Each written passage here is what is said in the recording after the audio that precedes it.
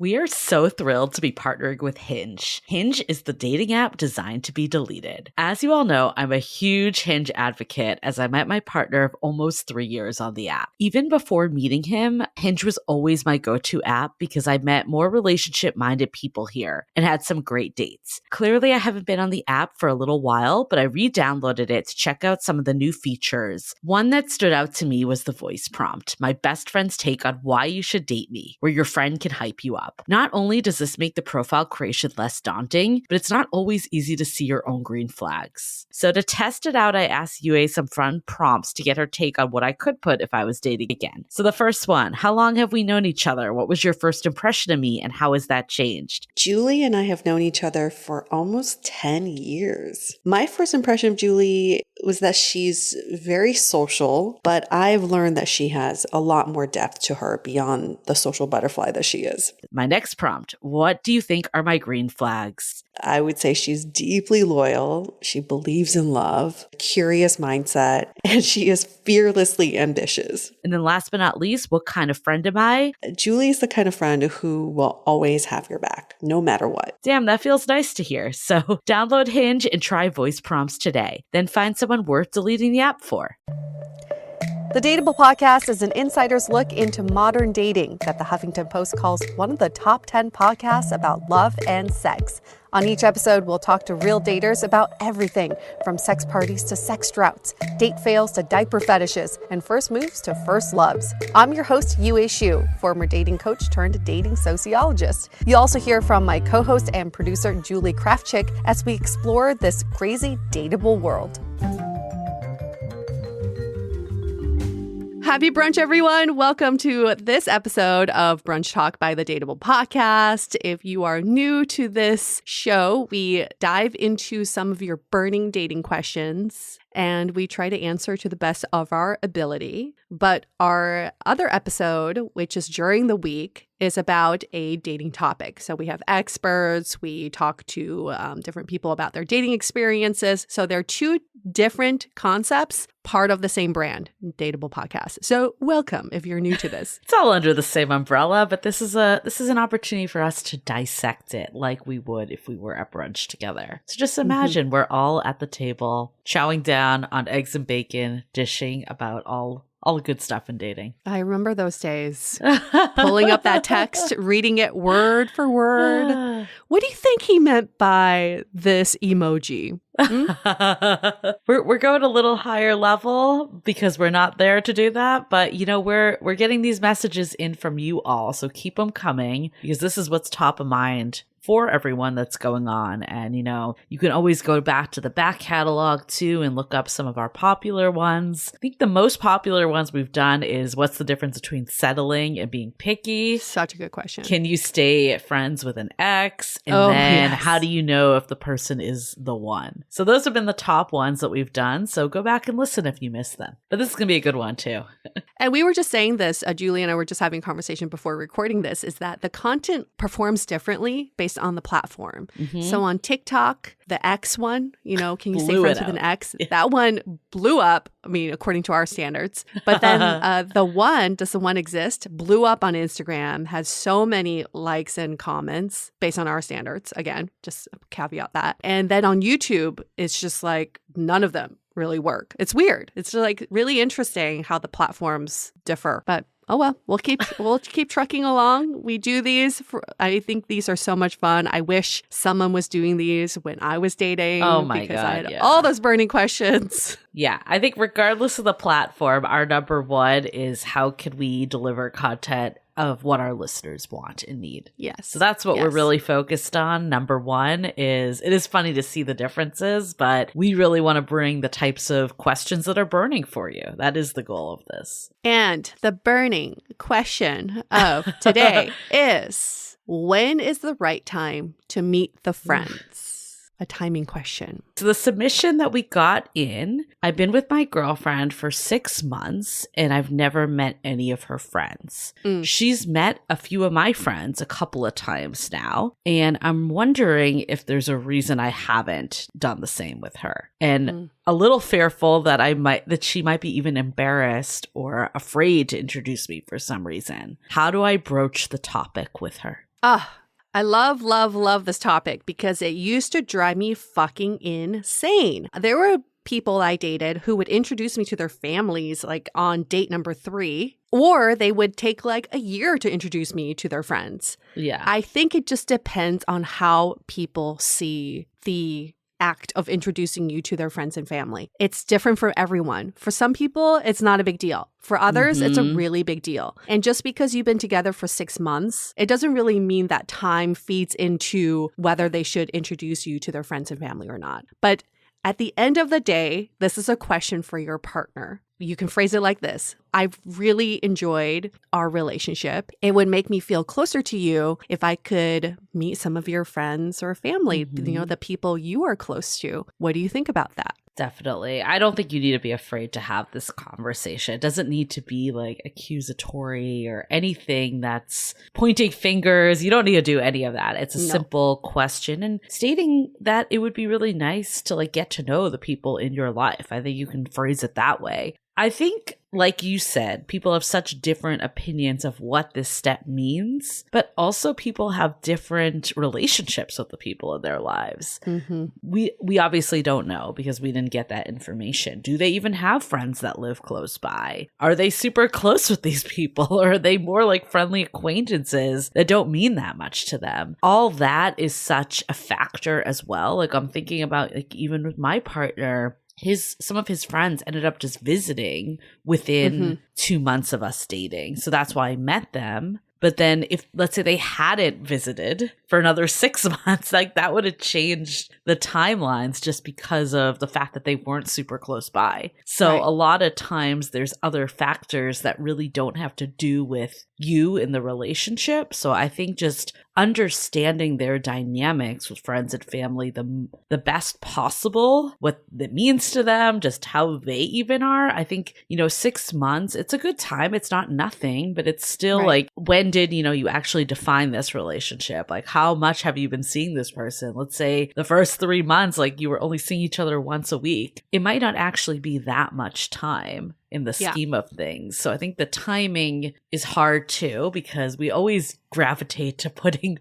time on our relationships, but that means so much different things depending on how much actual time you're spending, not months and all that. Absolutely. Absolutely. And these milestones are so arbitrary. We feel like, after a certain amount of months, we need to do this, and then we need to meet that, and we need to go to this. It doesn't mean that your relationship has to follow the same timeline. And also remember, this milestone means different things for different people. I remember I had a very close friend who said when he dated people, he would want them to meet their friends early on to get their friends' opinion. So it didn't really mean that the relationship was more serious. It just meant he wanted a second opinion. I've also had friends who tell me that they want to keep the relationship sacred and they want to focus on just a relationship before they expand it out to their, inner circle. So they want to give that one-on-one time first. So it just means such different things. And it's not an indicator of how much your partner is invested in you. I'm really glad you said that. I had like one friend that came to mind that would always bring guys out early on.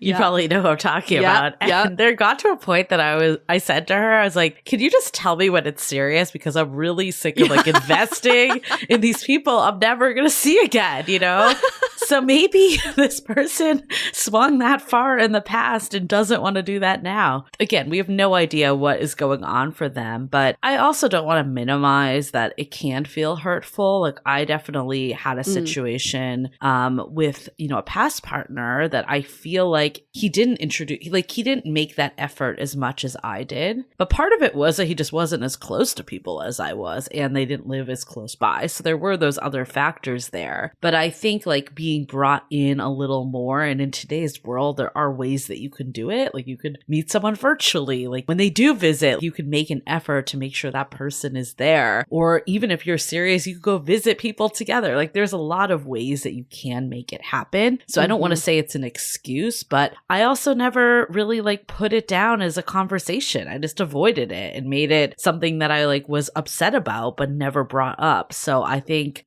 having that conversation is really like the only way. And then you get out of your head a little of just imagining worst case scenario. And don't forget, some people have really sucky friends.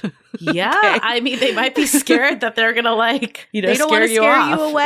Yeah. I had a friend that was dating this guy who was much older than her, and all his friends were younger than her. So when she actually ended up meeting his friends, which was like 9 months into the relationship, she was like, they fucking suck. And they're not his real friends. So not that she made him, but he got new friends that were more age appropriate. But she realized in his line of work, he only met younger people. So these were social drinking buddies, but they weren't close friends. So it didn't mean much to him for her to meet them. And I hate to stereotype, and that isn't actually the stereotype we're getting from this submission, but a lot of times women do have deeper friendships than men. Mm-hmm. It is a known fact. Like, there's actually a lot of studies about it. I'm not saying that in a bad way. Like, I talk about this with my friends all the time when we're like, it's us that holds the glue socially. Yeah.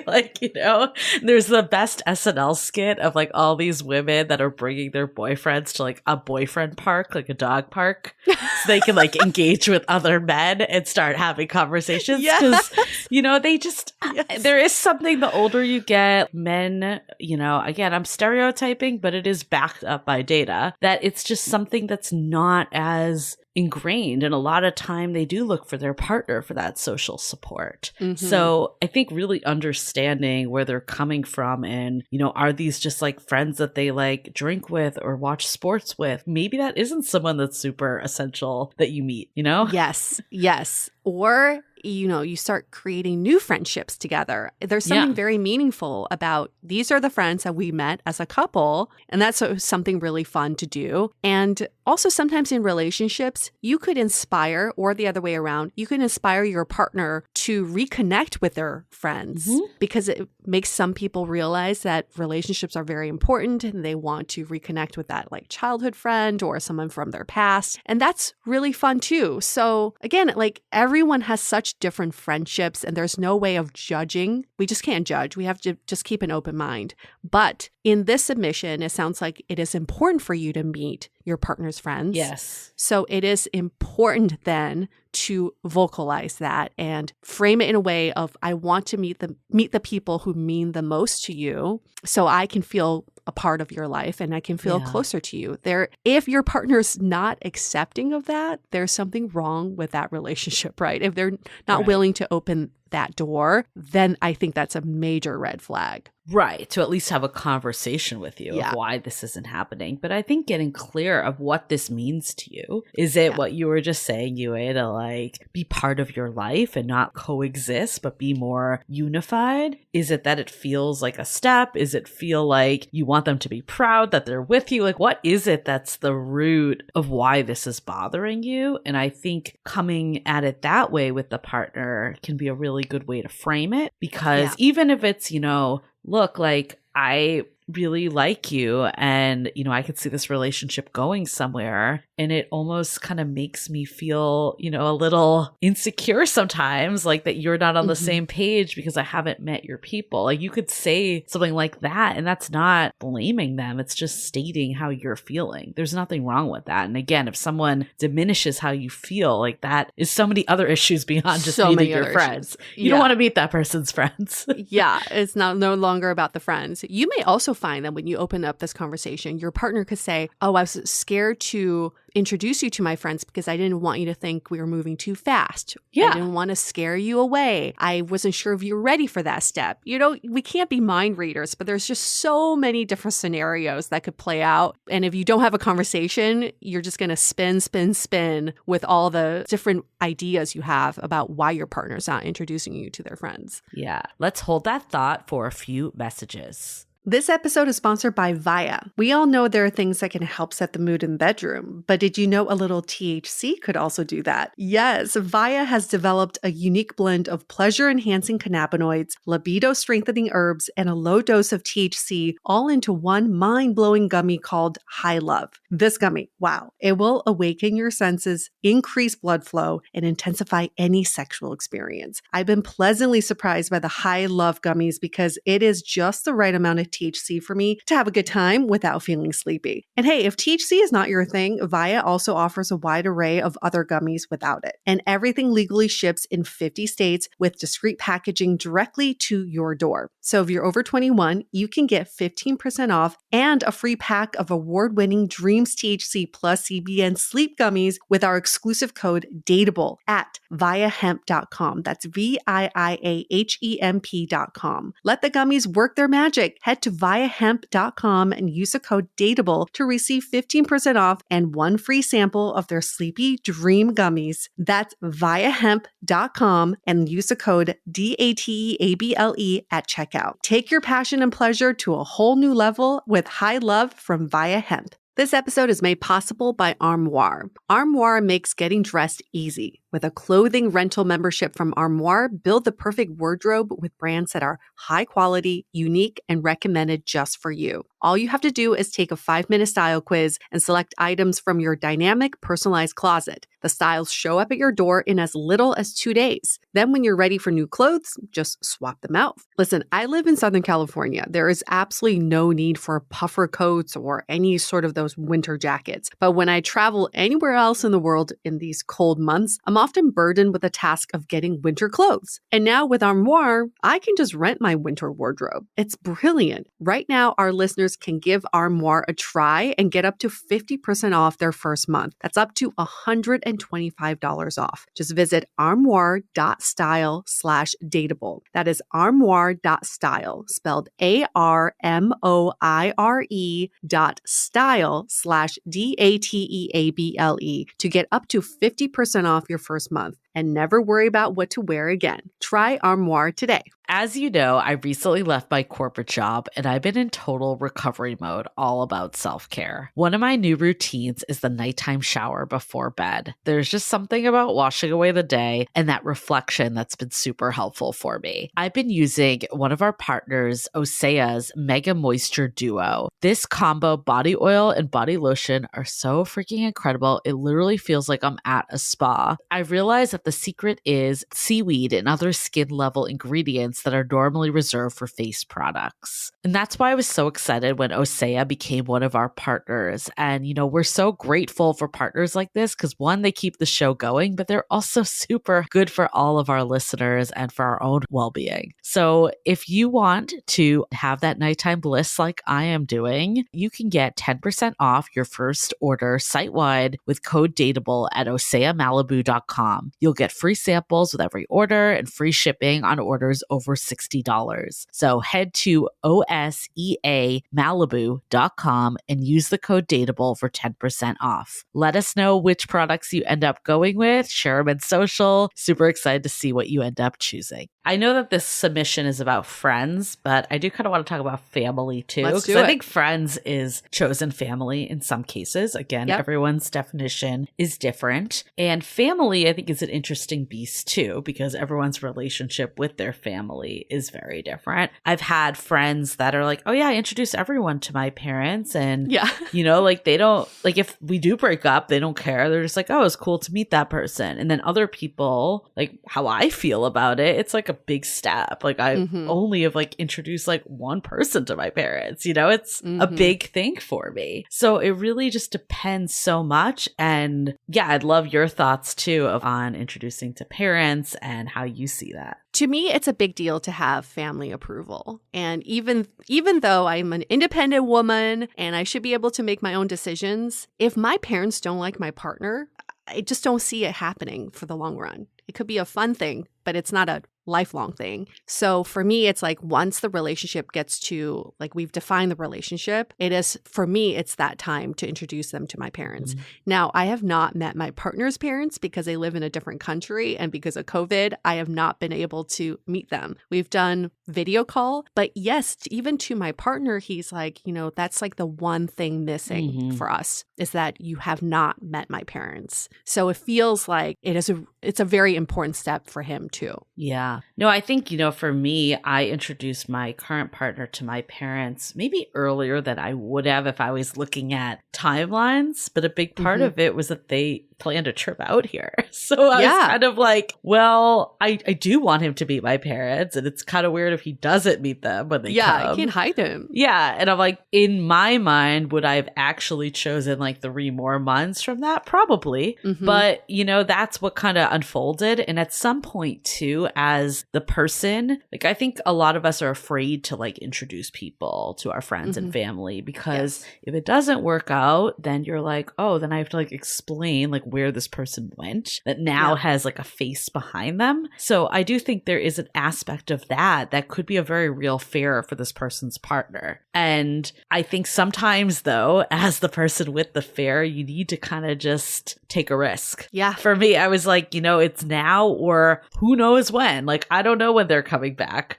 It might be a year from now, you know? Like, I think it's like you just got to seize the day too. Speaking of fear, you just inspired me to think about this too, is that sometimes we don't want to introduce our partners to our friends and family for the fear of what they might say, for the fear of what our family and friends might say. Because, you know, we've all had friends who've seen our previous partners or we were like when we were in our early 20s, and you're like, shut up, don't tell that story. Shut up, don't bring up that story. So it's almost like, ooh, I don't want this person to get a glimpse of who I was before. You know, I'm like thinking about it out loud, and in your mind, I feel like your parents feel like the harsher critics, but sometimes it is your friends. Oh, yes. And I think like I can think of many cases, not necessarily with me introducing people. I actually have never really experienced this, but I've definitely remembered one of my friends introducing her partner and everyone kind of like grilling him and like coming down on him. And, you know, it can be really overwhelming, especially, you know, only 6 months in when you're like maybe not as in it together either at that stage. Like sometimes you want to come in really unified to do that. I will be your hardest critic. I actually do like Julie's partner, but I like very few of my friends' partners. Very few. Maybe like 1%. And that's just Julie's partner. Wow. I mean, I feel like he's doing well. Not that this is what this podcast is about, but I have another friend that was like the first time she met him, she's like, you're my favorite of all my friends' significant others. And I said to him, I'm like, you know, it's really nice that she said that, but it's also clearly there's like a real low bar, you know, that like you've met one time and you're the favorite. Like that means that everyone else is blatantly not the favorite, right? So I think that is a very real thing, is that you don't necessarily want to hear from your friends about your partner, or you don't want them to nitpick, or, you know, it just also depends. Like maybe you're not fully sure and you've been telling your friends something, like they're going to have a different reaction than if you're like, oh, this is my person, I'm going in. Like I even remember when you met my partner the second time, and the first time you kind of like asked him some questions, and then the second time you were like, well, you've already been dating for a year. Like, I don't need to grill you. Exactly. So maybe this person feels that way, that like, I want to be like in it with you 100%, and then we'd move forward. Yeah,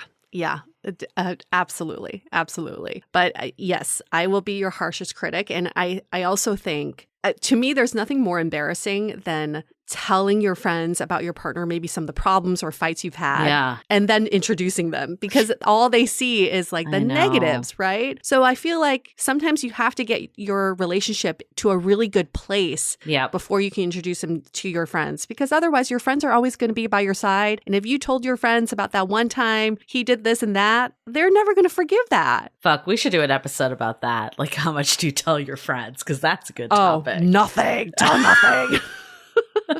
I've definitely learned that the hard way from me, and that like from me seeing people after the fact, and then also from me telling things, like hearing things and telling things. It's really difficult. Yes. Yeah. It's like, I'd rather just not know. Just shut up. Yeah, like, exactly. Don't say anymore.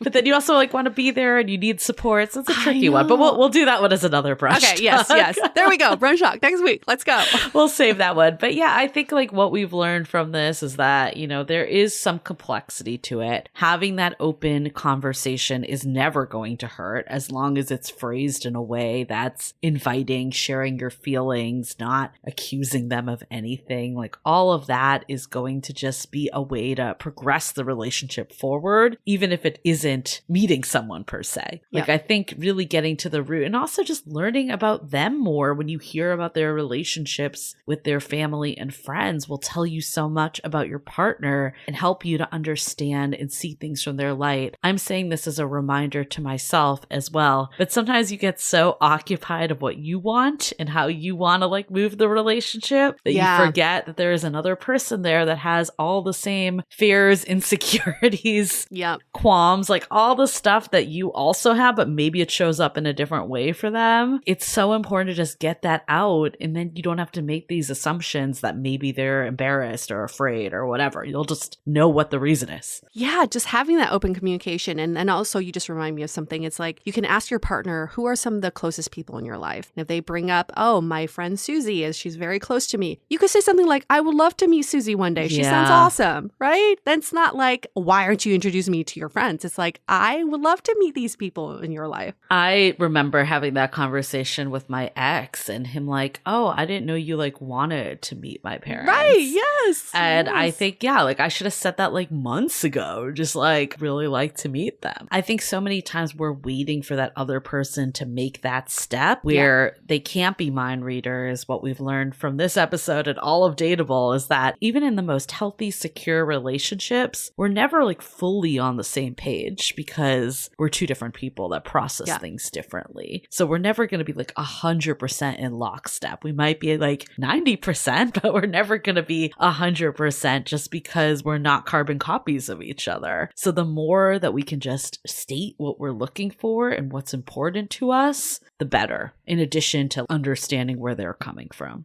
Absolutely. Thanks for that question. It's a great question. We love timeline questions. Oh, God, yeah. I feel really like there's like a bunch more we could do on that one, too. When's the right time to do this? When should this happen? So keep them coming. Keep them coming. You can email us hello@dateablepodcast.com or DM us at dateablepodcast on Instagram or show up at 50. Just kidding. Not giving away our address. Damn it. So close. So we close. We have like a crew of Dateables just like waving their hand with the question on a poster board. That's where we draw the line. Anyway, okay, so that's it for this episode of Brunch Talk, and we can't wait to answer more questions on the next one. See you next week.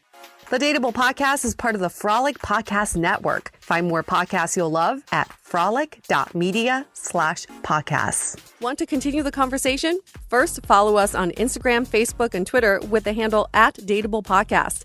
Tag us in any post with the hashtag StayDateable, and trust us, we look at all of those posts. Then head over to our website, dateablepodcast.com. There you'll find all the episodes as well as articles, videos, and our coaching service with vetted industry experts. You can also find our premium Why series where we dissect, analyze, and offer solutions to some of the most common dating conundrums. We're also downloadable for free on Spotify, Apple Podcasts, Google Play, Overcast, Stitcher Radio, and other podcast platforms. Your feedback is valuable to us, so don't forget to leave us a review. And most importantly, remember to stay dateable.